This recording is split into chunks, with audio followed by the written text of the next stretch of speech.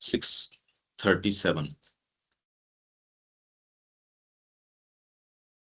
हृदय के माध्यम से निकट जाने के पीछे सत्ता का एक गहरा और रहस्यमय सत्य। हृदय के माध्यम से सबसे पावरफुल चीज है ये, सबसे पावरफुल चीज। इनफैक्ट इसका एक इतना गहरा सत्य है कि सावित्री तो इसी आधार पे है ना। फिर उन्होंने कहा कि लिख दी होगी विधाता ने, मेरे अंदर एक ऐसा सत्य है जो इसको स्वीकार नहीं करता। तो हम सबके पास हृदय के अंदर एक इतना डीप सत्य है कि उसको इसकी कोई आवश्यकता नहीं है। हार्ट के पास एक बहुत ज्यादा गहरा सत्य है। ये यहाँ अब ये, और ये किसी के है, सबके पास है ये। हृदय के माध्यम से निकट जाने के पीछे सत्ता का एक गहरा और रहस्यमय सत्य।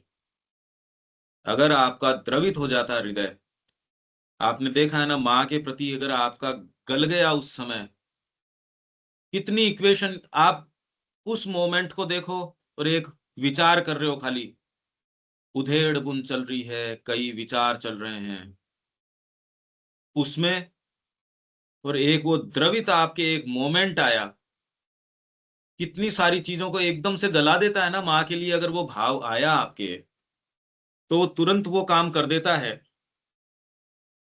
आप ये देखते हो रविकांत जी, आप ये देखते हैं कि मन से अगर विचार करते रहो वो तो एक चीज है, पर यदि हृदय के अंदर भाव आ जाता है, वो कितनी सारी चीजों को एकदम गला देता है ना। कितनी जबरदस्त पावर है उसके अंदर। यूं विचार करने से तो चाहे कितने बरस विचार करते रहते, और हृदय में वो जो मोमेंट आता है, चाहे 5 मिनट रुकाओ, उसका कितना बड़ा सत्य है। या आपने सब ने अपने अपने मोमेंट्स महसूस किए हैं ये, कि वो जो सत्य है वो बहुत पावरफुल है। क्यों अनिल जी? बिल्कुल। वो ही असली वैल्यू है सर, मतलब उसी की, वही मोमेंट जो है वही आपको बांधे रखता है। इसी में पावर है, सच्चा पावर इसी में है। शिक्षा में इसलिए कह रहे हैं साइकिक को सामने लिया हो। अगर आपने उसको एड्रेस नहीं किया तो आपने क्या किया? कुछ नहीं किया, कुछ भी नहीं किया। यहां और कोई दूसरा काम ही नहीं है। इंडिया की तो सारी बात ही यही है। तो इसलिए यह एकमेव जिससे सब वस्तुएं उद्भूत होती हैं, ये बहु जिनका कि यह एकमेव सारतत्व और आदि मूल है, और यह ऊर्जा, शक्ति या प्रकृति जिसके द्वारा एक और बहु के संबंधों को स्थिर बनाए रखा जाता है। यदि हम अस्तित्व का अवलोकन इन सब के बीच हो सकने वाले शाश्वत और अनंत संबंधों के दृष्टिकोण से करें, तो हम द्वैतवादी दर्शनों और उन धर्मों का भी एक विशेष औचित्य देख पाएंगे जो अत्यंत जोशीले रूप से जीवों के बीच एकता को अस्वीकार करते और परमेश्वर और उसके जीवों के बीच भेद की ऐसी खाई तैयार करते प्रतीत होते हैं जिसे जोड़ा न जा सके।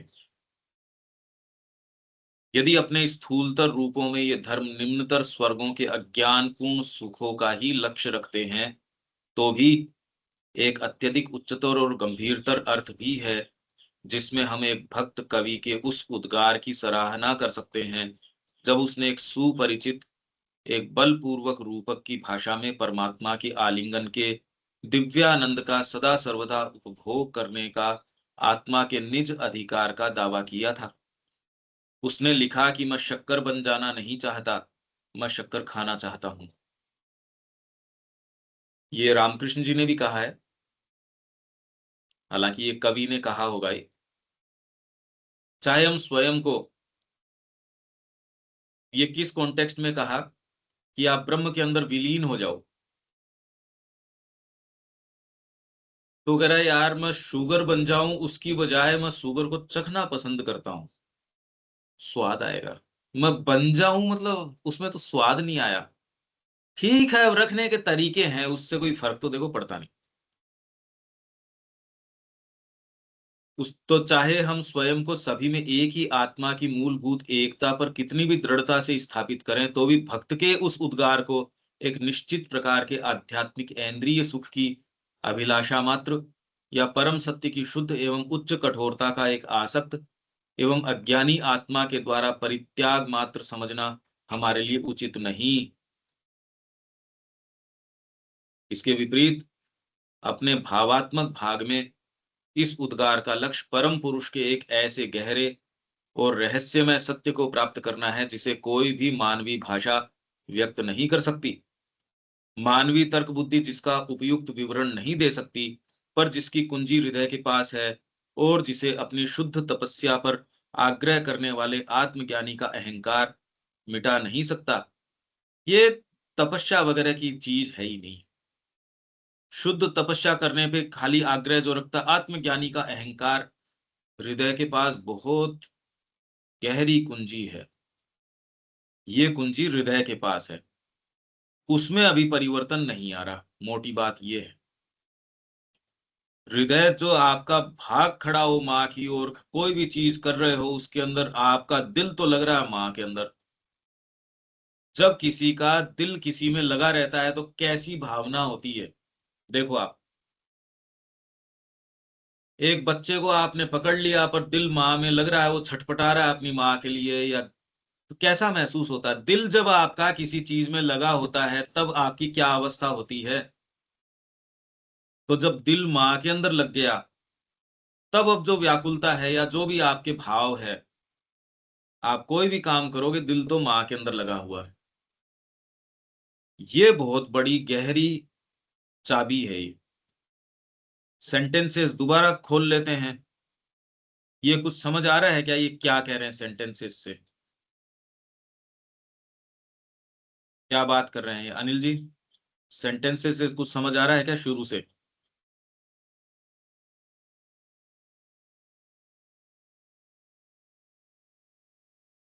अब ये बात जो है सब अंदर की बात कर रहे हैं, मतलब वो जो फीलिंग है कि उसका महत्व, जैसे मतलब हृदय हृदय का भाव जो है वो सत्ता जो है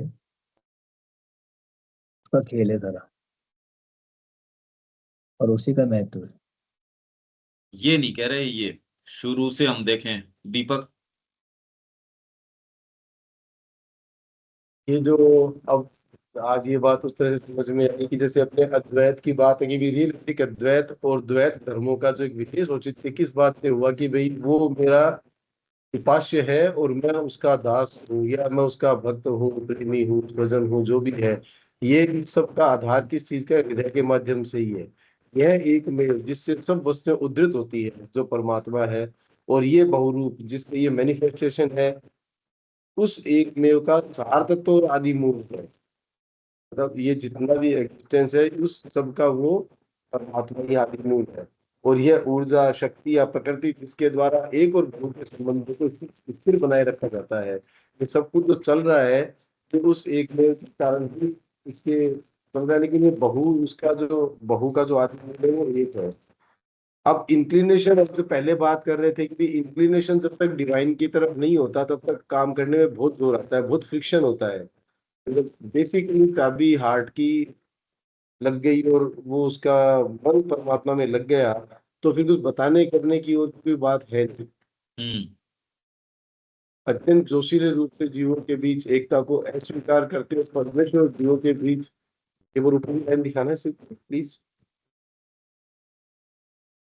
ऊपर मतलब? नहीं नहीं, हाँ, पहले वाली, हाँ, ये वाली, हाँ।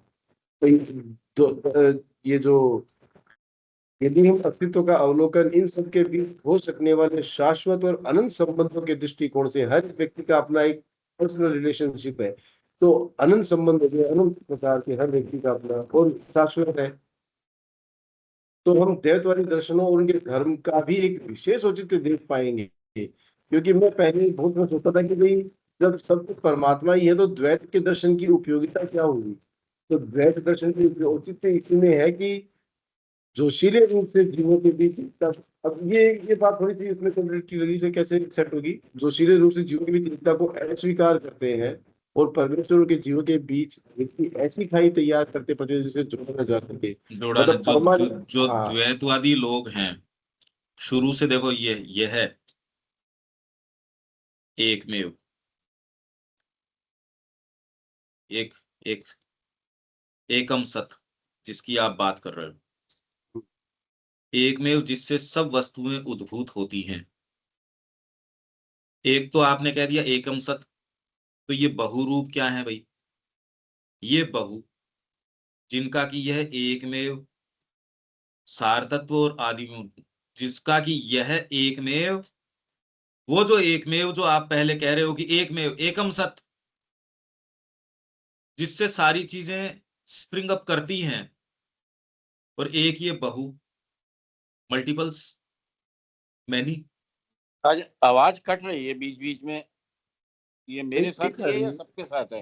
ना ठीक आ रही है, ठीक आ रही नहीं, ठीक आ रही है आवाज। तो ये जो मैनी है, यही तो सारा खेल यहां चल रहा है। अब ये वन है या मैनी है या कितने भी हैं, जो भी हैं सो हैं, हार्ट को इन बातों से मतलब नहीं है। अगर शालिग्राम के अंदर आ गया वो वन है या मैनी है, उन झंझटों में जाता नहीं ना। कृष्ण प्रेम ने यही कहा, उनसे वो पूछते थे कि ये जो गोवर्धन उठाया इसका क्या अर्थ है, इस अंगुली के ऊपर उठाया इसका क्या अर्थ है, श्री कृष्ण के इस बांसुरी का क्या अर्थ है? तो उन्होंने कहा जी, श्री कृष्ण के इस गोवर्धन उठाया इसका अर्थ यह है कि गोवर्धन उठाया, बस, इसका और कोई अर्थ नहीं है। इनके चरणों का क्या अर्थ है जी? चरणों का अर्थ है चरण, बस। कब मैं तो परेशान हो चुका हूं। और ये दिलीप, तेरे दो जो जो चरण है या जो जो पांव है, उनसे ज्यादा रियल है श्री कृष्ण के पांव, और इनके पोर पोर के अंदर सारी डिविनिटी जितनी की तू कल्पना कर सकता है उससे ज्यादा रियल है। तेरी सारी डिविनिटी है मेरी ये छोटा सा विग्रह है जिसको मैं जेब में लेके भगवान कृष्ण का अपने साथ रखता हूं। तेरी सारी डिविनिटीज इसके अंदर हैं। अब ये बात कैसे समझ में आए? अच्छा, ये वाला अगर तत्व नहीं हो आपके, वो एक में है, वो है, हम सब भी बैठे, हमारा पेट भरता नहीं देखो इस बात से। वो एकम सत है, होगा यार। अगर माँ के रूप में वो हमारे सामने नहीं हो, जी नहीं भरता। उनके साथ इंटरेक्शन नहीं हो, डायरेक्टली आप उसके पास जा नहीं सकते हो। वो तो एक हवा है, वो तो एक लाइट है। पर लाइट को मैं गले लगाना चाहता हूँ, लाइट को कैसे लगाऊं? मैं उसके साथ पर्सनल रिलेशंस रखना चाहता हूं, वो कैसे करूं? हार्ट की अगर इक्वेशन आपको अगर परमिसिबल नहीं होती, यहां काम हो ही नहीं सकता था धरती के ऊपर। सबसे बड़ा रहस्य है ये। इसलिए यदि बच्चे का आप हार्ट ही टच नहीं कर रहे, तो शिक्षा आपने शुरू करी ही नहीं, आपने कुछ नहीं किया। यही बात यदि माँ के संबंध से हमारा हृदय मूव्ड नहीं है, आपकी उतनी कीमत है जितना आपका हृदय मूव्ड है उनके प्रति। और उस मूव्ड जितने हो, उसके कारण ही आप 2 कदम जो भी चल पा रहे हो या ज्यादा या कम जो भी चल पा रहे हो, वो हृदय मूव्ड है, इसलिए आप कोई चीज कर पाते हो और वो फलीभूत होती है। उसके कारण आप व्रत कर लोगे, काम कर लोगे, जो भी कर लोगे, पर मूलभूत बात यह है कि हृदय में ये मां के लिए, ये बात हृदय ही कह सकता है। बुद्धि तो सोच के कितनी क्या कहेगी, तो कहे ये भी ठीक है, ये भी ठीक है। मूल चीज है हृदय। इसलिए कौन सी भाषा में कह रहे हो वो इतनी इंपॉर्टेंट नहीं है। आपका हृदय माँ के लिए मूव्ड अगर नहीं है, तो आप चाहे व्याख्यान करो और करोड़ों लोग तालियां बजा रहे हो, पर उनको समझ में कुछ नहीं आया। एक देशभक्त है, वो देशभक्ति की बात कर सकता है। हर कोई जो मूव्ड ही नहीं है माँ के प्रेम के लिए, वो जाके ऐसी बातें व्याख्यान वगैरह करे। अरे तू तो कहाँ करेगा भाई? तो आप लोग यदि ग्रो कर रहे हो, वो उस मूवमेंट के कारण ही कर रहे हो, पर आपके हृदय को और बड़ी शक्ति है। उसी से पूछो भैया क्या चाहता है, और हृदय कहेगा मैं अनन्य रूप से मां का होना चाहता हूं। करो फिर ये चीज। जितने भाग में आप कर पाते हो उतने में आपको सुख मिलता है। सच्चा सुख आपको उस समय मिलता है। पर तैयारी है नहीं, उसको रख नहीं पाते, हम प्रोलोंग नहीं कर पाते। तो थोड़े समय भजन गाया, तब तक तो रखा, फिर वही दूसरी चीजें आ गई। इसके लिए सतत अभ्यास। पर ये जिसके पुकार आ गई हो वो ये कर पाएगा। तो ये है एकमेव जिससे सारी चीजें होती है, बहु जो एकमेव सारतत्व और आदि मूल है, जिनका की ये है। और यह ऊर्जा, शक्ति या प्रकृति जिसके द्वारा एक और बहु के संबंधों को स्थिर बनाए रखा जाता है। तीन चीज हो गई। तीन चीज क्या हो गई इसमें? एक तो एकमेव, एकम सत। दूसरी चीज क्या हो गई? मल्टीप्लिसिटी, बहु। और तीसरी चीज क्या हो गई? वो फोर्स, शक्ति या प्रकृति। तीन नाम क्यों लिए? ऊर्जा, क्योंकि साइंस और कोई चीज को नहीं मानती, वो तो फोर्स मानती है, एनर्जी मानती है कि भाई ऐसी एनर्जी है, उसके रहस्यों को पता लगाओगे तो सारी चीजों का पता लगा सकते हो। कोई दूसरी भाषा उसको दिव्य प्रकृति कहती है, डिवाइन नेचर, सुपर नेचर कहते हैं हम। या ये जो अभिव्यक्त प्रकृति है या जो शक्ति है जिसके द्वारा एक और बहु के संबंध, इन दोनों को जोड़ने वाली कौन सी चीज है? कनेक्टिंग कौन सी चीज है? यदि हम अस्तित्व का अवलोकन इन सब के बीच हो सकने वाले शाश्वत और अनंत संबंधों के दृष्टिकोण से करें, कि भी एक तो वो डिवाइन है, एक उसकी मल्टीप्लिसिटी है, और उनके बीच के आपसी म्यूचुअल इंटर रिलेशनशिप्स हैं। तो यदि आप एग्जिस्टेंस को इस तरीके से डिफाइन करते हो, सबने अपने अपने तरीके से डिफाइन करने का प्रयास किया है। सांख्य भगवान को नहीं मानता। सांख्य तो पुरुष और प्रकृति के बीच के इंटरेक्शन को ही मानता है बस। दूसरी विचारधारा वो कह रही है कि ब्रह्म सत्य और बाकी तो ये कुछ है नहीं, ये तो प्रतीतियां हैं। जब है ही नहीं तो अब वो तो आपके वहम है, अब सपना है नहीं। पर श्री अरविंद ने कहा रे सपना रियल होता है, सपना रियल है। तो इसलिए ये आप एग्जिस्टेंस की प्रॉब्लम को कैसे रखते हो, प्रॉब्लम ये है। जो भी आज तक का दर्शन आया वो ये है, उसके ये प्रश्न था, हम कहाँ हैं, हम क्या कर रहे हैं, और इसका बेस्ट उपयोग क्या किया जाए। इन्हीं प्रश्नों से आज तक के जो दर्शन हैं वो इन्हीं प्रश्नों से उठेगी, वास्तव में रियलिटी क्या है। ठीक है। तो अस्तित्व का अवलोकन, एग्जिस्टेंस, अरे बाकी ने तो अपना रियल सेल्फ अपने शरीर को मान लिया, तो इसलिए अस्तित्व का और कोई मोटिव बचा नहीं। भी इसका कर लो जो करना है, सो ज्यादा से ज्यादा इसका प्राप्त कर लो। तो अस्तित्व का अवलोकन जिन्होंने भी किया तो उन्होंने अपने अपने तरीके से, किसी ने सांख्य की पद्धति निकाली, किसी ने कुछ निकाली, किसी ने कुछ निकाली। तो एक्चुअल में आपके ये प्रश्न उठना चाहिए, यार तो फिर हैं कहाँ हम, किस जगत में हैं? क्या सांख्य रियल नहीं है? लगभग सारी योग की पद्धतियां उसके एन्यूमरेशन को सच मानती है। जहां तक सांख्य का मतलब गणना, जहां तक उसकी कैलकुलेशन है, उसको सारी योग की पद्धतियां ठीक मानती हैं। हाँ, उसके इंटरप्रिटेशन जो है उसको फिर अपने अपने तरीके से, भाई जैसे आप होरोस्कोप बनाते हो तो उसका जो कैलकुलेशन है वो तो उसको आप स्वीकार, मैथमेटिक्स को तो स्वीकार कर सकते हो, पर इसके अंदर आपको इसका इंटरप्रिटेशन जो है वो फिर बाद में एस्ट्रोलॉजर के ऊपर डिपेंड करता है। तो अस्तित्व का अवलोकन इन सब के बीच हो सकने वाले सब कौन से हो गए फिर? शाश्वत और अनंत संबंध के दृष्टिकोण से करें। सब कौन से हो गया अनिल जी?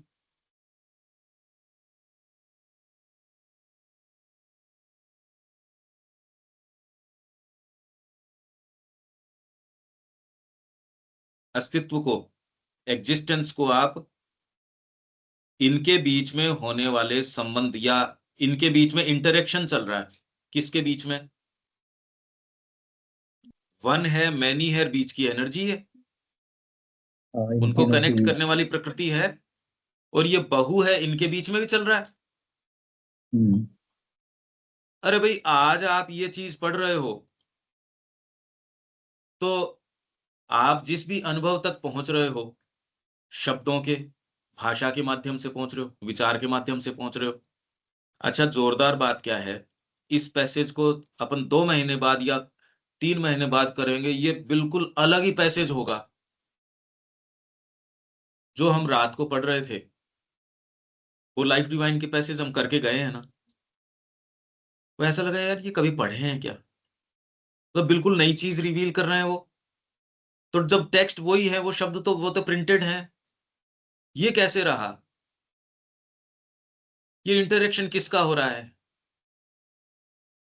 हम रुक के विचार नहीं कर रहे, बाकी आप एक ऐसी फ्लूइडिटी की स्टेट के अंदर हो जहां नियम नहीं है कोई भी। नियम कैसे हो सकते हैं ये बताओ आप। किसी भी गिवन मोमेंट आपका क्या इंटरेक्शन चल रहा है, और ये इतनी लार्ज पिक्चर है जो दो चीज कभी रिपीट ही नहीं होती। लिटरेचर भी लिविंग है, लिविंग लिटरेचर होता है। मैं तो कह रहा हूँ खाली लिटरेचर की बात नहीं, कोई भी दो मोमेंट एग्जैक्टली सेम स्थितियां तो किसी चीज की नहीं होती। नियम कब होता है, जब कोई चीज रिपीटिशन में होती है तो आप उसको रूल कह सकते हो। जब कोई चीज रिपीट ही नहीं हो रही तो रूल शब्द ही नहीं होता, रूल नहीं है इसके अंदर। इसीलिए डिवाइन की ओमनीपोटेंस है, सर्वशक्तिमान इसीलिए है क्योंकि किसी भी गिवन मोमेंट डिवाइन की जो सर्वशक्तिमत्ता है वो कार्य करती है। हमारी चेतना छोटी है इसलिए हमको समझ नहीं आ रही, बाकी किसी भी, ये तो माइंड से भी समझ में आ रहा है, आपकी वही प्लेनेटरी पोजीशंस थोड़ी हैं, या जो जगत के अंदर जिस जिसकी आपकी वो साइकोलॉजी नहीं है। तो मैं अगली बार आपसे या आज शाम को भी मिलूंगा, हम दोनों तो वही व्यक्ति नहीं मिल रहे। हाँ, स्थूल अगर आप हो, वो शरीर से मिल रहे हो, तो शरीर भी तो ग्रो कर गया। ग्रो इन द सेंस, उतना काल तो आपके जीवन का बीत चुका ना। तो आप ये देखते हो जी, आपकी जो ये फेस पे अंतर आ रहा है या आप पे आ तो रहा है, चाहे कितने भी सूक्ष्म रूप से, हर क्षण आ ही रहा है, तो वो चीज रिपीट ही नहीं हो रही। तो ये इंटरेक्शन लगातार चल रहा है, प्रकृति का, बहु का, एकम का, और इन सब का भी अलग अलग चेतना के स्तर हैं, अलग अलग साइकोलॉजी के स्तर हैं, और बहुत ज्यादा बड़ी, अनंत बड़ी पजल चल रही है। और जैसे ही आप चेतना में भी परिवर्तन करते हो, ये पजल और भी इंटरेस्टिंग हो जाती है। आज मां श्री अरविंद की चेतना के अंदर रख के उनको ये कैसी नजर आती होगी, कैसा जगत रहा होगा। अच्छा, मां यहां भौतिक रूप से थी उस समय, रामकृष्ण जी भी थे, 8 या 10 साल धरती पे थे उस समय। तो ये प्रश्न किया गया था दामोदर के अंदर ही कि क्या उनको पता चला, क्योंकि वो तो अनन्य भक्त थे। तो श्री अरविंद ने कहा इसकी क्या जरूरत है, यूं आप कह रहे हो कि वो अवतार है साहब, माँ यहाँ आ गई इस चीज का, तो आप किन किन अलग अलग डायमेंशंस में जीते हो, ये बहुत ही विचित्र चीज है। आपको सेंस आना चाहिए कि क्या जगत है ये। अगर ऐसी रियलिटी है, क्या जबरदस्त चीज है ये कॉम्प्लेक्सिटी जब जानो। और हमने चुन के एक छोटा सा उसके अंदर से सिलेक्शन ले रखा है, और वो सिलेक्शन को हम कह रहे हैं हम, इन सब का सिलेक्शन हमने छोटा सा सिलेक्शन करके कह रखा मैं, मेरा शरीर, मेरी छोटी सी सोच। और सोच भी तो हमारी क्या है, क्या वैरायटी है हमारी सोच के अंदर। एक बहुत ही छोटा सा ट्रांजिटरी सिलेक्शन करके हम कहते हैं हम ये हैं। अरे यार नहीं हो तुम बहुत विशाल हो, तुम बहुत ज्यादा विशाल हो इससे। तो अस्तित्व का अवलोकन इन सब के बीच हो सकने वाले डिवाइन का इंटरेक्शन बहु के साथ। इसीलिए ये विशेषता मां श्री अरविंदो ने ये कही है कि हर की अंतरात्मा विशेष है, कॉमन नहीं है। आत्मा एक है, आत्मा के रूप से तो आप भी वही हो और पशु भी वही है, सोल तो एक ही है। हाँ, अंतरात्मा जो है हर जने की अलग अलग है, और वो ग्रो कर रही है, जो आपको एक जीवन से दूसरे जीवन जो ग्रो करवाती है। इसी के लिए साइकिक आपके अंदर एलिमेंट वो लगा के रखते हैं, जो अंगूठे के बराबर, जो साइज का, जो सावित्री में भी, पुराणों में भी, सब जगह ही है, वही आपके ग्रो करवाता है। इसलिए आप जो कर्म करते हो तो उसमें कहीं यार इससे अंतरात्मा ग्रो करेगी, उसी से ग्रो इसलिए करती है कि आपको यदि पता चल गया कि ये चीज निम्नतर के लिए जा रही है, रोक दो उसको, वहीं वहीं रोको उसको। नहीं तो अंतरात्मा आपकी, अगर आपको रजिस्टर कर गया तो औरों के लिए वो नियम नहीं है, आपके लिए है, किसी और के लिए नहीं है वो। क्योंकि डिवाइन का, जगतकार, आपका जो रिलेशन है वो आपकी ही एक बहुत विशेष इक्वेशन है। ये इसमें और दूसरे भी यदि हैं तो आपकी ही इक्वेशन के रेफरेंस से हैं, इस दृष्टिकोण से, आपकी साधना के दृष्टिकोण से हैं, वो इंडिपेंडेंटली नहीं है। इसी इसी दृष्टिकोण से कह रहे हैं अहम ब्रह्मास्मि, मैं हूं ब्रह्म, क्योंकि मेरे रेफरेंस से ही हैं जो हैं सो। आप और कोई दूसरे ब्रह्मांड के संपर्क में नहीं आ सकते। अगर आप आ रहे हो तो मतलब कोई करस्पॉन्डिंग आपके अंदर वो चीज है जिससे आप उसके संपर्क में आ रहे हो। नहीं तो मेरे को बताओ कि और संपर्क में आने का, यदि आपके पास आंख नहीं हो, अभी जिस भी चीज के आप संपर्क में आ रहे हो आपके पास उसके लिए कुछ रिसेप्टर्स हैं जिनके माध्यम से आप संपर्क में आ रहे हो, उनको एक एक करके हटाओ। आंख हटाते ही रूप का कंसेप्शन ही चला गया, है या नहीं है का चला ही गया बस। एक एक इंद्री को हटाओ, अभी तो आप कल्पना भी नहीं कर सकते ऐसी स्टेट की। तो वैसे ही आप में सूक्ष्म इंद्रियां भी हैं। अगर यही इंद्रियां हैं तो हम अभी जो बात कर रहे हैं वो किस चीज की कर रहे हैं? इतना तो विश्वास हमको हो गया कि कोई और दूसरी चीज है जो इस सब के माध्यम से ले रही है, उसकी अपनी इंद्रियां। अब वो कितनी आपकी कल्टीवेटेड है, ये कल्टीवेशन है। शिक्षा देती ही नहीं ये चीज। आपको अगर वो कल्टीवेशन न मिला हो, अगर इन इंद्रियों को भी बहुत शार्प भी कर दिया जाए, पर ये इंद्रियां आपको जो चीजें दे रही हैं जिससे हम अभी समझ रहे हैं या समझने का प्रयास कर रहे हैं, सच्चा ज्ञान तो वो है। कान आपके तेज हैं या थोड़े कमजोर हैं, पर ये ज्ञान एकदम सीधा सीधा आपके पास आ जाता है, तो वो फैकल्टी नहीं हो तो आपके कान की क्षमता और 50,000 गुना में बढ़ा दूं तो मतलब लाभ क्या हुआ उसका? क्षमता इसके अंदर से सच्ची सार की चीज निकालने की देनी चाहिए आपको। ये बात तो समझ में आती है, पर ये तो कोई शिक्षा का उद्देश्य ही नहीं है, कोई सेंस ही नहीं है इस बात का। तो इसीलिए हम ये कह रहे हैं कि आपकी जो इनग्रेन्ड फैकल्टीज हैं, खाली उन्हीं को उभार लेके आओ, ये भी शिक्षा का उद्देश्य नहीं है। अंतरात्मा को सामने ले आओ, ये शिक्षा है। क्या ये लॉजिक समझ रहे हो क्या आप? ये थोड़ा थोड़ा तो शिक्षा तो आप दे रहे हैं बट भाई, माँ तो ये कह रही है कि शिक्षा का एकमात्र उद्देश्य ये है। तो अब या तो ये है कि उस बोर्ड को लगाए रखें श्री अरविंद अंतरराष्ट्रीय शिक्षा केंद्र, और उसको ये कह दे तेरा इवोल्यूशन तेरे घर पे बैठ के कर ले भाई, वो तो कहीं भी हो सकता है। तो क्या करे फिर? ये एक्चुअल में रेटरिक है, आप पाओगे ये। करो क्या मतलब उसके लिए क्या करें? यदि हम अस्तित्व का अवलोकन इन सब के बीच हो सकने वाले शाश्वत और अनंत संबंधों के दृष्टिकोण से करें तो हम द्वैतवादी दर्शन, द्वैतवादी कौन कौन से हो गए? जो द्वैत की बात करते हैं, अद्वैत की बात नहीं करते। कुछ विशिष्ट अद्वैत की बात करते हैं, मध्वाचार्य वगैरह। कुछ द्वैत की बात करते हैं कि आप जीव ही रहोगे, ईश्वर नहीं हो सकते। आप इवोल्व करके ईश्वर नहीं हो सकते, क्योंकि एवोल्यूशन तो अनंत है।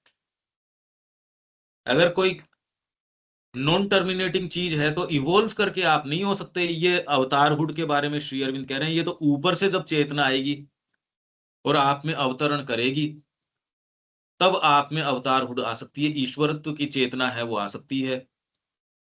नहीं तो आप साक्षी, अनुमंता, भर्ता, भोक्ता, ज्ञाता, ये पोइजेस तो आप पुरुष के अपना सकते हो। ईश्वर का आपके हाथ में नहीं है कि ईश्वर का पोइज अपना लो। गीता इन पोइजेस की बात कर रही है। साक्षी, विटनेस, अनुमंता, फिर भर्ता मतलब सस्टेनर, भोक्ता, एंजॉयर, ज्ञाता, ये सारे के सारे पोइजेस हैं। पर आप ज्ञाता तक तो जा सकते हो।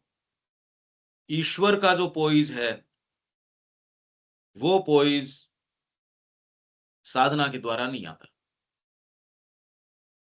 ये चैतन्य महाप्रभु के केस के अंदर वो बता रहे हैं कि जब वो ऊपर से चीज आती थी, वो सीज करती थी उनको, उस समय वो अवतार भाव में होते थे, अदरवाइज सामान्यतः वो एक भक्त भाव में, खुद ही कह रहे थे मैं भक्त में हूं। तो एक विशेष इस तरीके के प्राकट्य हैं। हाँ, पर वो विभूति नहीं, वो अवतार ही थे चैतन्य महाप्रभु के बारे में। हाँ, जहां तक विवेकानंद जी की बात है, सीजर की, जूलियस सीजर की बात है, या आपके नेपोलियन की इनकी बात है, तो वो कहे वो विभूति, और विभूति के रूप में बहुत महान विभूति थे, पर अवतार नहीं थे विवेकानंद जी। इतना तो क्या हो गया मतलब उससे? वो अवतार कैसे हुए? यहां तो सब डिवाइन ही है। हम जो जो बात कर रहे हैं हम दूसरी कर रहे हैं। यहां जहां तक प्रेम की ओर की बात है, अवतार तो एक कच्छप भी हो सकता है। अब आप उससे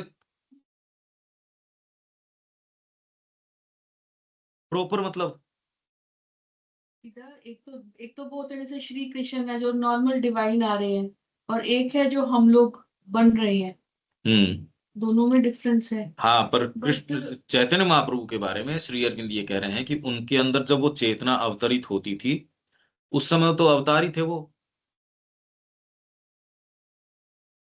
और भक्ति मूवमेंट वो ये कह रहे हैं चैतन्य महाप्रभु लेके आए हैं, और वो बड़ी क्रांति लेके आए। इससे उनका प्रेम कोई कमजोर नहीं हो जाता, पर इससे ये समझ में आती है कि मां श्री अरविंद जिस प्रेम की बात कर रहे हैं उसकी तो मानव जाति सारी मिलके भी कल्पना। अगर चैतन्य महाप्रभु जो प्रेम लेके आ रहे हैं जो इतना जबरदस्त है, तो मां श्री अरविंद कौन से प्रेम की बात कर रहे हैं फिर? इससे ये समझना चाहिए कि यदि चैतन्य महाप्रभु इस तरीके की बात कर रहे हैं, तो हम जो चीज बोल बैठते हैं उसमें आपके मुंह पे लगाम लगनी चाहिए। इससे खाली ये एक कॉमन सेंस आता है, इससे आपको थोड़ी अकल आनी चाहिए बस। चैतन्य महाप्रभु क्या कर रहे हैं क्या नहीं कर रहे हैं हम इसके अंदर नहीं, हमारी क्या इसमें पहुंच है भाई? ये तो मां श्री अरविंद कह सकते हैं जो कह सकते हैं वो। हाँ, इससे लॉजिकली हम ये कह सकते हैं जो निष्कर्ष है, वो नीचे ऊपर की तो बात छोड़ो, ये तो इगोइस्टिक कॉन्शियसनेस करती है ऐसी बात। पर यदि वो प्रेम जो धरती के ऊपर आज तक जो प्रेम आया है उसकी पराकाष्ठा में प्रेम है चैतन्य महाप्रभु का, यदि उसका ये स्वरूप है, तो हम प्रेम शब्द बोलने की स्थिति में नहीं है फिर तो। इतना बस कह सकते हैं हम। बस एक विचार करने की बात है, हम कहाँ हैं फिर? अदरवाइज तो हम अपने बारे में जो जो देखो कैसे कैसे विचार रखते हैं हम अपने बारे में। तो ये कह रहे द्वैतवादी दर्शन कि आप कुछ भी करो, आप जीव रहोगे, आपको साक्षात्कार हो जाएगा, आप एकदम उससे एक ही भाव अनुभव कर लोगे, पर आपको महसूस होगा, एक इंडिविजुअल रेफरेंस पॉइंट आपके रहेगा, आप अनुभव करोगे। और ये चीज अतिमानस में भी रहेगी। ये तो कह रहे हैं सच्चिदानंद के अंदर जाओगे तब जाके वहां अनिकेत है, वहां कोई रेफरेंस पॉइंट नहीं है। पर अभी कोई बातें करने की तो है नहीं, अभी तो जो करने के काम है वही लिस्ट अपने पास है, तो वो तो छोड़ दे, वो वाली चीजों की बात करें, उन डिटेल्स की। यहां तो करने के तो मुद्दे हैं अपने सामने। तो द्वैतवादी दर्शन और उन धर्मों का भी एक विशेष औचित्य देख पाएंगे जो अत्यंत जोशीले रूप से जीवों के बीच एकता को अस्वीकार करते हैं, जीवों के बीच एकता को अस्वीकार करते हैं।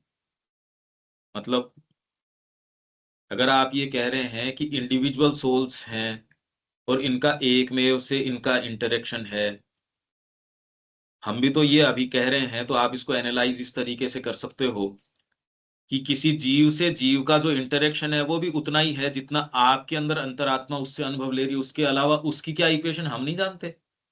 मैं अपनी अंतरात्मा के प्रति सच्चा हूं, सपोज मेरे को जो आपके आगमन से जो अनुभव हुआ होगा वो मेरी अंतरात्मा ने लिया, आपकी अंतरात्मा ने जो अनुभव लेना होगा, मैं तो मेरे लिए अगर सच्चा हूं तो बेस्ट पॉसिबल जो करना है उतना ही कर सकता हूं, पर आपकी अंतरात्मा क्या अनुभव लेगी इसके अंदर से वो मैं इंश्योर नहीं कर सकता। वो मैं इंश्योर सच्चा होके मेरी अंतरात्मा को सामने लाके आपके लिए बेस्ट पॉसिबल कंडीशंस रख सकता हूं। यही शिक्षा में कर सकता है एक टीचर।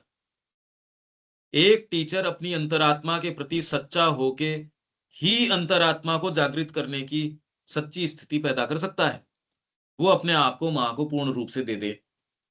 अब जो उसके माध्यम से मां जो काम करेगी, अगर आपको ये लगता है कि आपकी साधना बेस्ट रूप से शिक्षण के माध्यम से होती है तो आपका शिक्षण शिक्षण नहीं है। इसीलिए आप बच्चे को सच्ची बात कहोगे, उसको ये नहीं कि यार बच्चा ये तो कंपटीशन के एग्जाम दे रहा, तूने इसको ये बात कैसे कही। अगर आपने ये अटकाली बीच में बोलने से अगर हम ये चूक रहे हैं तो हमने उसका तो पता नहीं क्या किया या नहीं किया, हमने अपनी अंतरात्मा को मार डाला। हालांकि ऐसे अधिकांश लोग नहीं मिलेंगे, पर यदि आप इस सोल के एवोल्यूशन पे यहां तक आ गए, आप तो सच्ची बात कहो उसको। जो होनी है सो देखी जाएगी। तो चैतन्य महाप्रभु को ग्रामर के नियम पूछे, वो कह जी इसका अर्थ क्या होता है कि कृष्ण, इसका क्या अर्थ होता है कि कृष्ण, और वो छोड़ के कुछ जो है वो चले गए लगभग। अरे पागल हो गए गुरुजी, तो पढ़ाते ही नहीं आजकल। आज पीछे मुड़ के आप देख रहे हो तो कह रहे कैसे बेवकूफ लोग थे, चैतन्य महाप्रभु को छोड़ के चले गए। तो हम क्या कर रहे हैं अब? ये सत्ताएं कहीं चली थोड़ी गई। आप कितने के संपर्क में हो? कहीं गई थोड़ी है। आप आ जाओगे ऐसे किसी के संपर्क में। तो जीवों के बीच एकता को अस्वीकार करते हैं जोशीले रूप से, और परमेश्वर और उसके जीवों के बीच भेद की ऐसी खाई तैयार करते प्रतीत होते हैं जिसे जोड़ा न जा सके। जीवों के बीच खाई तैयार करते हैं, अलग अलग हैं, और सामान्य जीवन में दिखता भी है आपको। अभी हम यहाँ बैठ के बात जरूर कर रहे हैं, पर आपको रिजर्वेशन करना हो ट्रेन का, कहे यार फटाफट कर ले, नहीं कोई दूसरी रिजर्व कर लेंगे, उसमें आप ये थोड़ी कि दूसरा जाएगा तो आपको कंफर्टेबल हो जाएगा, कहे यार सीट नहीं मिलेगी, खाई है ना। आप ही अगर माँ की कृपा रही तो मेरे को अच्छे से दर्शन हो गए वहां, नहीं माँ की कृपा हो रहा आपको खचाखच भीड़ मिले, वो आपके धक्का मुक्की करें, तो वो भी तो कृपा हो सकती है। खाई कर देते हैं ना प्रैक्टिकल के अंदर, हम जाने न जाने। और ये सारे टाइम आदमी ये परेशान बुद्धि से हो भी नहीं सकता कि मैंने खाई कर दी, ये कर दी। ये सारी ठीक है, एक चिंतन के लिए, रिफ्लेक्ट करने के लिए जरूरी है। यदि अपने स्थूलतर रूपों में ये धर्म निम्नतर स्वर्गों के अज्ञानपूर्ण सुखों का ही लक्ष्य रखते हैं, जो आपके मेटीरियलिज्म है और है निम्नतर स्वर्ग के अज्ञानपूर्ण सुख, अभी तो इसी के पीछे भागे जा रहे हैं। सारी संस्कृति पागल हुई जा रही है, ये अज्ञानपूर्ण सुख। कहते तो आप ये हो कि मेरे को शाश्वत का प्याला पीना है, पर एक को पूछो कि उसको चाहिए क्या शाश्वत का प्याला? एक को नहीं चाहिए, एक को ही नहीं चाहिए। अभी हमको पता है 7 बजेंगे और हमारे क्या तड़पड़ाहट खड़ी होएगी, इसमें कोई ढकी हुई बात थोड़ी है। अभी विकल हो उठेंगे, मैं कह रहा हूं कि थोड़ी सी कंफर्ट के साथ हम, क्यों अब आदत ही नहीं रही भी हमारी, एक कॉमन लाइफस्टाइल इस तरीके का हो गया। या विकल हो उठोगे, भजन होगा तो सही क्या। इसीलिए जो हमारा एक आर्टिकल था गॉस्पेल ऑफ मटेरियलिज्म, जिसमें हमने उस एक इकोनॉमिक्स की बात से शुरू किया, उसने कहा यार तुम सन्यासी हो जाओ, पर अभाव में सन्यासी होने की क्या जरूरत है। तुम्हारे पास ओपरा हो, तुम्हारे पास हीटेड वाटर हो, लग्जरी कार्स हो, सबको ये उपलब्ध हो जाए, फिर बाद में चाहे तो वो हो जाओ, तो कितना इनोसेंट सा लगता है। इसी से हमने शुरू किया था, वो तो रिकॉर्डेड है ये बात तो, गॉस्पेल ऑफ मटेरियलिज्म। और किसी को उसमें दोष लगा भी नहीं, हाँ यार ठीक ही बात है, भगवान के भजन में ये कोई दुख थोड़ी दे रहे हैं, एज इफ ये कोई इंडिपेंडेंट कोई चीजें हैं। कंसेप्ट से चूक गया कि पर एज इफ हम कोई उसमें कोई विशेष कोई मीर मार रहे होंगे बैठ के। हम क्या कर रहे हैं? हम कर क्या रहे हैं? हम कौन सा कंफर्ट जोन के बाहर चले गए? और ये इशू भी नहीं है कोई कंफर्ट का और का, ये इशू है ही नहीं। इशू तो हार्ट का है, ये मोटी बात तो हार्ट की है। या आपका हार्ट उसके पीछे है तो आप तकलीफ में रहोगे, ये मूर्खता है। या आप आराम में रहोगे, ये इश्यू है नहीं, ये न तकलीफ का है ना आराम का है। पर यदि इंडिपेंडेंटली आपके मन में ये चीज ज्यादा प्रभाव रखती है, सुख और आराम, तो फिर डीपर में जाने में दिक्कत होगी बस। तो अपने स्थूलतर रूपों में ये धर्म, ऊपर जो बात करी, निम्नतर स्वर्गों के अज्ञानपूर्ण सुखों का ही लक्ष्य रखते हैं। वो धर्म कुछ भी हो सकते हैं, मानवता भी एक धर्म है, ह्यूमैनिटी। अरे ये तुमने तो मानवता को शर्मसार कर दिया, बोलते हो आप, या ये करने से मानव जाति के लिए जरूरी है ये? नहीं खरीदेंगे तो इकोनॉमी क्रैश कर जाएगी, खरीदो। मतलब लोगों के ये कल्याण भावना है खरीदने के पीछे। अच्छा, वो कल्याण किस लिए है? उनका कल्याण अब खाली एक ही कपड़ा आपको पहनना है, नहीं, ये नहीं हो सकता।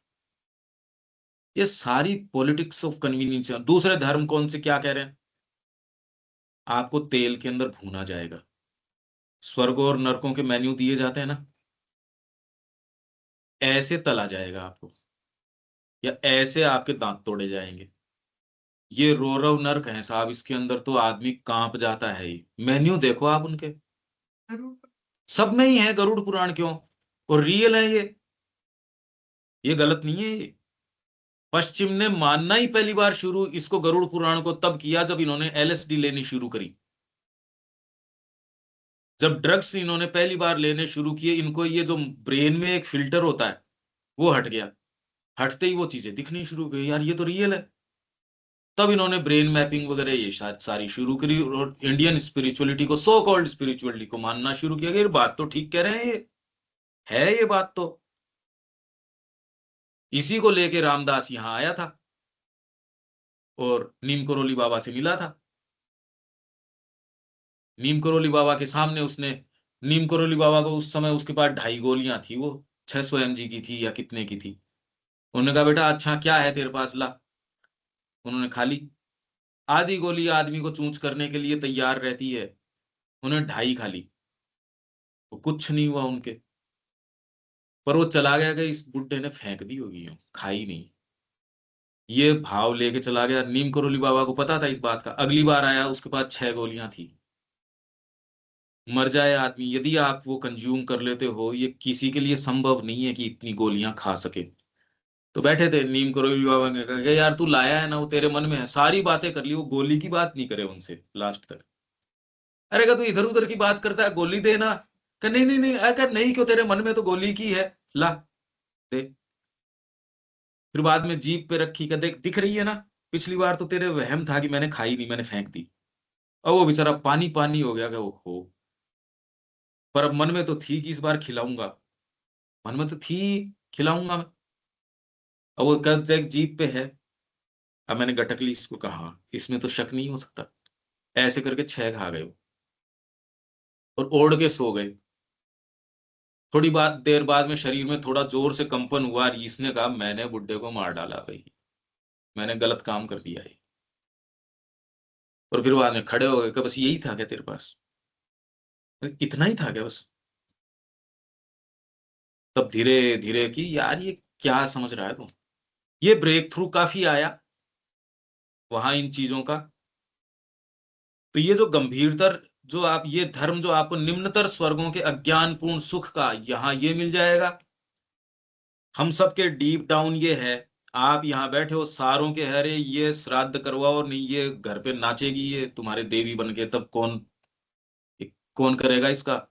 हम सब के है यहाँ, चाहे एक नहीं है यहाँ जो उस समय आप करे, नहीं बढ़िया से इनको करो, इनका, इनकी सारे तर्पण वगैरह प्रॉपर करो, कमी नहीं रखो। एक एक्स्ट्रा ही कर दो, उसमें लगता क्या है, अपने पैसा ही तो लगेगा, एक एक्स्ट्रा करो। क्यों? क्योंकि उस समय आपको टेक ओवर कर लिया जाता है, जो दूसरी चीजें हैं जो आप में हैं वो। ये एक बहुत बड़ा व्यवधान है मां श्री अरविंद के कार्य के प्रति। अभी हम एक कंफर्ट जोन के अंदर है, इसलिए बातें करने में लगता क्या है। पर जब आपके आप अस्थियां लेके जाओ और यहां से आपको कहें कहीं भी गंगा जी हो, वहां डालिया ना, हर की पैड़ी पे जाने की, या जहां भी आपको जरूरत है वहां जाने की जरूरत नहीं है। आप नहीं यार ये काम तो नहीं कर सकते, वैसे टेक्निकली इसमें दिक्कत क्या हो रही है, पर आप करोगे नहीं। आपका ना ये तो नहीं कर सकते। क्यों? क्योंकि आपके ये डीप डाउन ये है। जैसे यदि आपको क्रिश्चियन बना दिया, तो नानी माँ कह रही है आप चाहे प्रैक्टिसिंग हो या नहीं हो, पर जैसी संकट की घड़ी आएगी, वो वाली जो चीज है वो स्प्रिंग अप करेगी, आप चर्च में जाना शुरू कर दोगे बुढ़ापा आते ही, या आपके कोई संकट आएगा आप तुरंत वो शुरू कर दोगे। आपको न हनुमान जी से मतलब है, न कोई और से मतलब है। आप हनुमान चालीसा कर रहे हो, साहब मेरे ये काम हो जाए, उस समय माँ की रोर की बात नहीं, इससे तो ये संकट हरे मिटे सब पीरा, तो आपको तो चाहिए ये सारी चीजें व्यक्ति करता रहता है, वो बात चाहे माँ की करो चाहे श्री अरविंद करो, ये विभेद आपके अंदर ये अंडू करता है ये साधना को। ये बारीक साइकोलॉजी है जो आपके साथ प्ले करती है। जो पशु है उसके लिए जरूरी है ये सारे धर्म जरूरी हैं। अब इस्लाम जरूरी था, जिस तरीके के होर्ड्स थे उनके लिए, उनको और आप सभ्य बनाने के, उनसे तो इंटेलेक्चुअल बात थोड़ी करो, उनको तो इतना लूट लो और बाकी ये तो कर दो धर्म के नाम, बाकी काम में ले लो। अगर ये उनसे नहीं करो, इतनी ही समझ सकते थे वो कि आधा ये तुम्हारा है और बाकी ये धर्म का है, ये नहीं करो तो उनको और करो क्या, ये बताओ।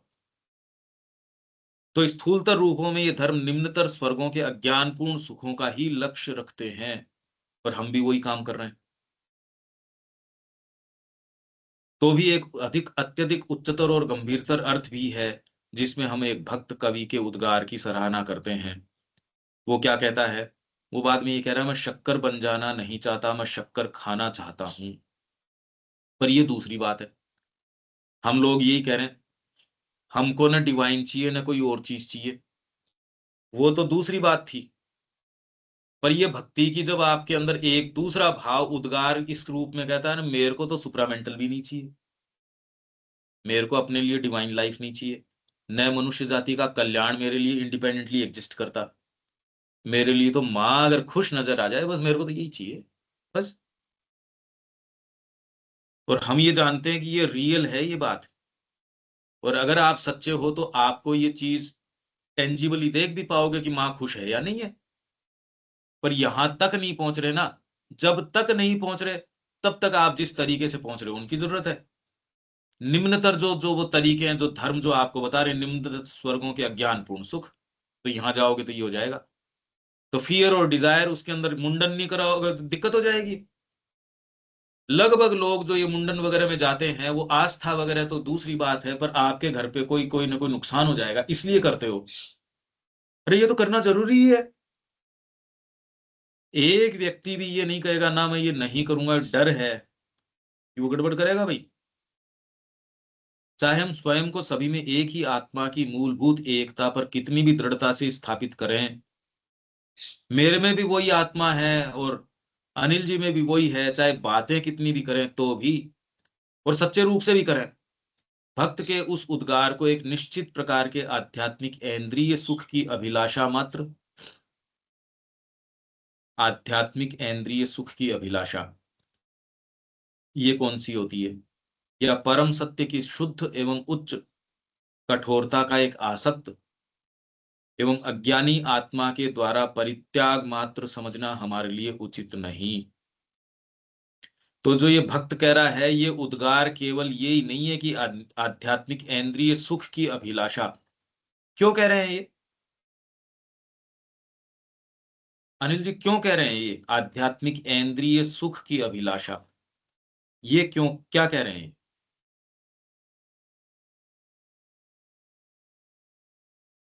अब इसका क्या मतलब, आध्यात्मिक इंद्रिय सुख हुआ क्या? यही तो मैं क्या पूछ रहा हूँ। हाँ, तो ये तो भाई अपन आध्यात्मिक इंद्रिय सुख तो समझ लिया, लेकिन आध्यात्मिक इंद्रिय सुख क्या हो? क्योंकि मैं भगवान बन नहीं जाना चाहता, मैं भगवान को शक्कर के रूप में चखना चाहता हूं। मैं शक्कर ही बन गया तो मैं, मेरे को टेस्ट नहीं आएगा। तो मैं ब्रह्म बनना नहीं चाहता, मैं ब्रह्म को उसका सुख लेना चाहता हूं। सुख लेना चाहता तो आध्यात्मिक इंद्रिय सुख हो गया ना ये, हूँ।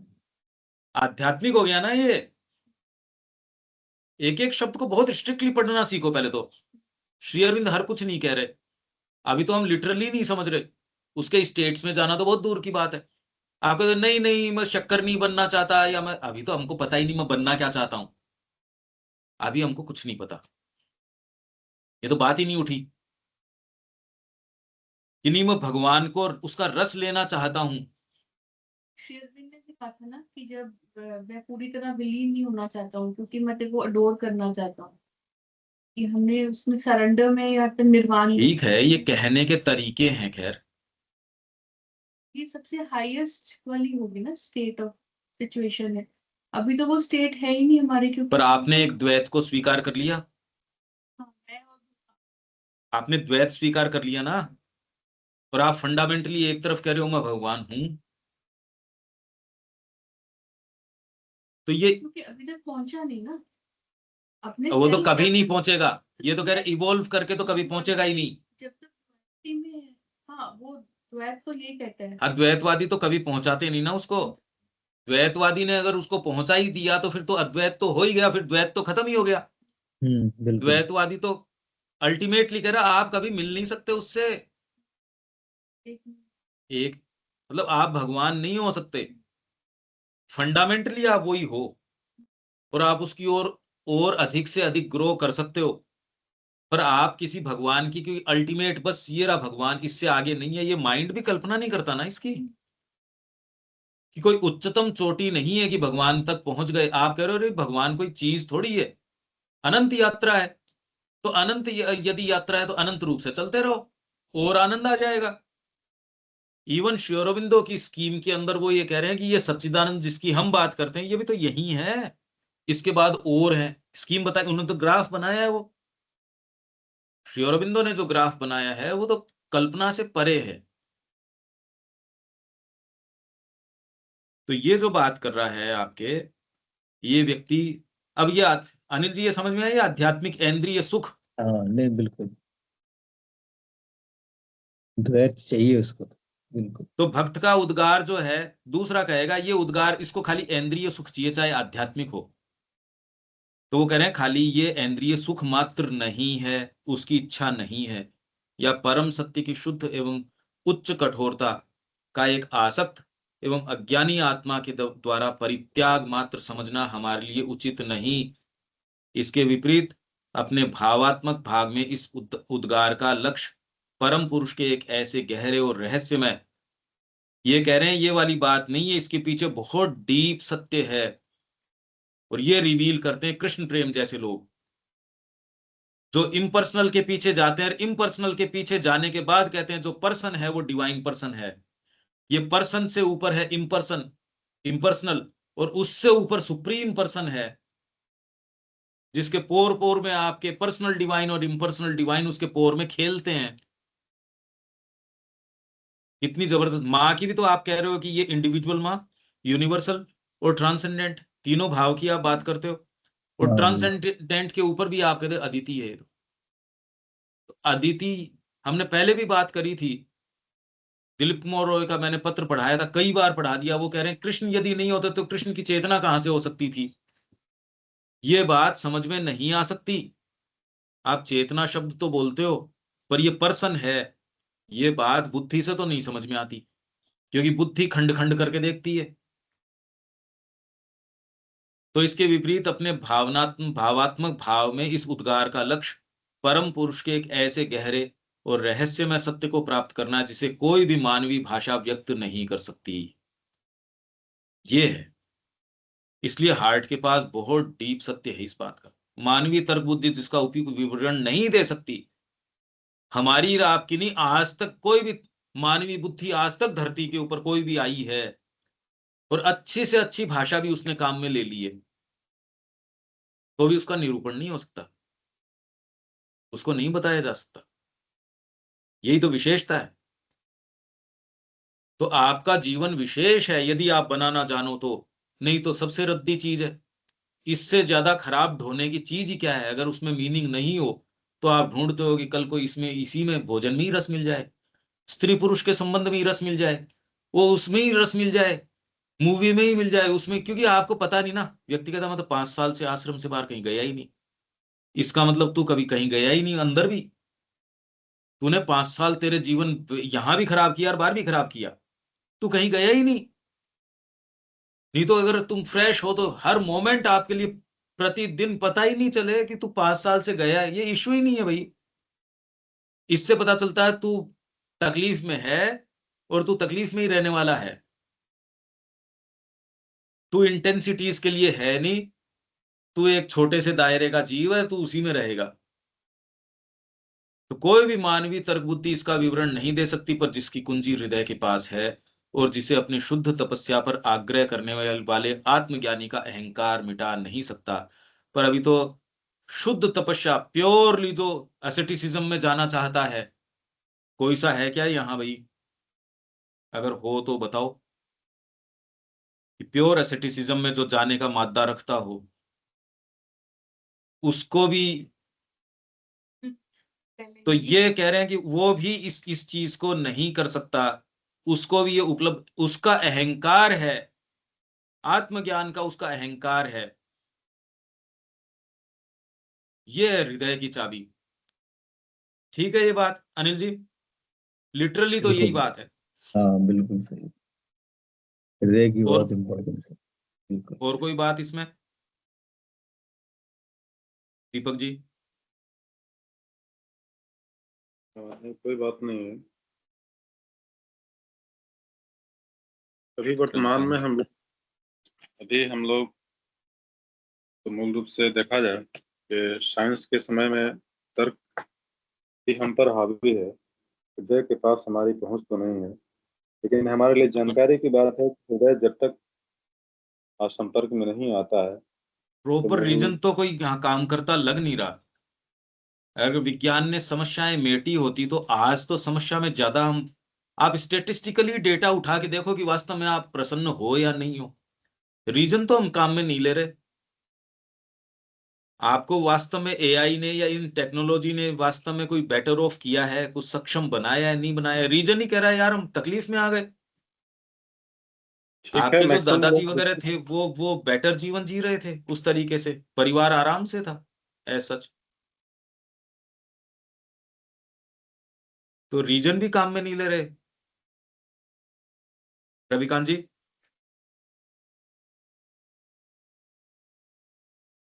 हाँ ठीक है, बड़ी महत्वपूर्ण बात है ये। हृदय की सारी बातें, भाव की बातें हैं, तो दोबारा सुना जा सकता है टॉक को। ठीक है। वैसे मैंने पढ़ा था तो मेरे कुछ भी समझ में नहीं आया। हाँ वो 2 दिन पहले सेंटेंस पढ़ा ऐसी, था, बिल्कुल। आपने एक्सप्लेन कर दिया, समझा दिया, तो समझ में आ गया। ठीक ठीक है रविकांत जी, यहाँ विराम दें। जय श्री मां।